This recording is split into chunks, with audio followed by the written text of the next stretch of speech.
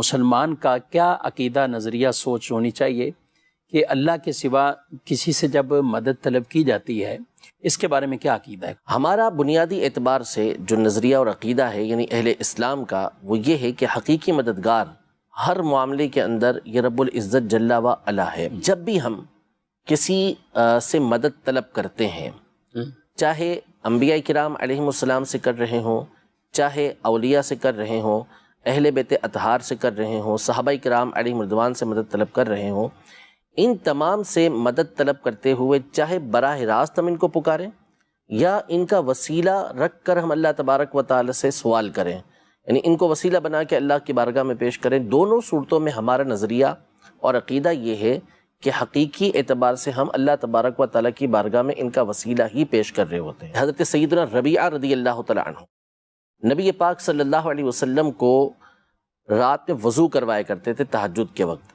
تو آپ یہ فرماتے ہیں کہ کنت ابیت، میں رسول پاک صلی اللہ علیہ وسلم کے ساتھ رات گزارتا تھا، یعنی آپ علیہ السلام کے لیے پانی تیار رکھتا تھا۔ تو ایک مرتبہ نبی پاک صلی اللہ علیہ وسلم نے ان سے ارشاد فرمایا سل ربیعہ، اے ربیعہ مانگ، یعنی جو مانگنا ہے مانگ لو، دریائے رحمت جوش پہ تھا۔ اب ان کے الفاظ دیکھیں گے، صحابی ہیں رضی اللہ تعالیٰ عنہ جو نبی پاک صلی اللہ علیہ وسلم سے براہ راست توحید کو سیکھنے والے ہیں۔ ٹھیک، سوال دیکھیں، اسألک مرافقتک فی الجنہ یا رسول اللہ، یعنی میں آپ سے سوال کرتا ہوں، آپ سے سوال کرتا ہوں کہ جنت میں آپ کے ساتھ رہوں۔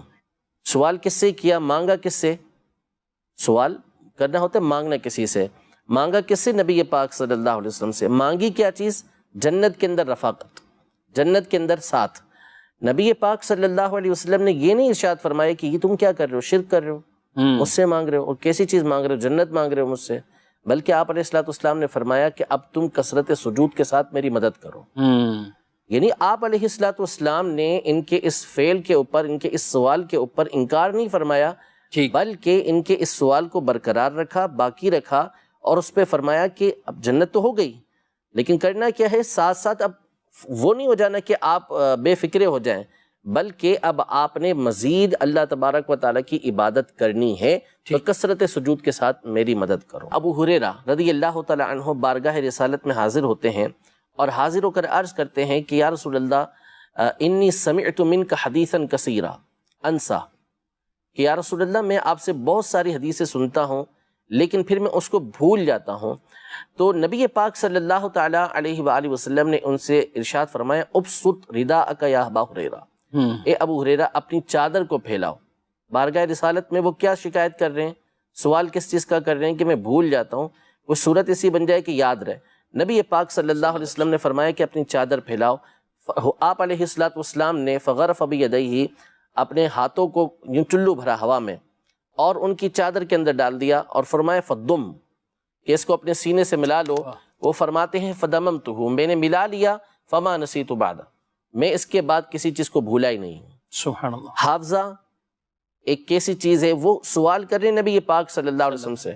نبی پاک صلی اللہ علیہ وسلم نے یہ نہیں فرمایا دیسی دوا کھاؤ جا کے، معجون کھاؤ یا خمیرے کھاؤ، بلکہ نبی پاک صلی اللہ علیہ وسلم نے عطا فرمایا کہ چادر پھیلاؤ، اور اس میں آپ نے ایک چیز ڈالی اور فرمایا کہ اس کو اپنے سینے سے لگا لو، اس کے بعد وہ بھولے بھی نہیں۔ اور چیز بھی بظاہر نظر آنے والی، یعنی مٹھی بند کر کے آپ حافظہ دے دیا ان کو، حافظہ، ماشاءاللہ، اور ان کو یہ فائدہ بھی پہنچا۔ اب مجھے بتائیں کون سا حکیم ہے جس کے پاس آپ جائیں گے اور اس کو کہیں گے کہ بھائی میرا حافظہ کمزور ہے، بھول جاتا ہوں، کیا کروں؟ وہ اٹھا کے یوں چادر میں آپ کے ڈال دے اور آپ کو بولے کہ لگا لو سینے سے اور فیس دے دو میری، تو کوئی فیس دے گا اس کو؟